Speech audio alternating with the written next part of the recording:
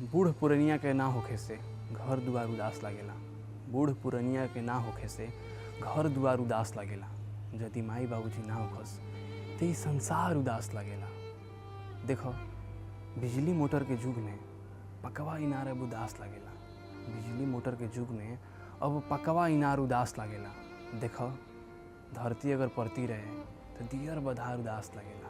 धरती अगर परती रहे तो दियर बधार उदास लागेला। लइकन के खिलौना ना होखे से बाजार उदास लागेला।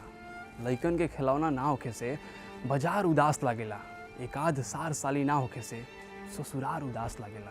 एकाध सार साली ना होखे से ससुरार उदास लागेला। काहे पिया के बाहर जाते बसंत ब्यार उदास लागेला। काहे पिया के बाहर जाते बसंत ब्यार उदास लागेला।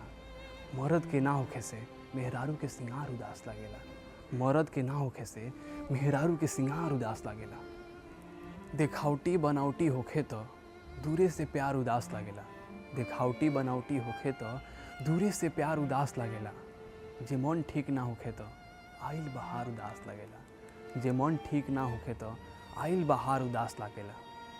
चानी पे तेल छाप ल तो आदमी बीमार उदास लागेला। चानी पे तेल छाप ल तो आदमी बीमार उदास लागेला।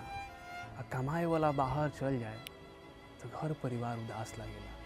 यदि कमाए वाला बाहर चल जाए तो घर परिवार उदास लागेला।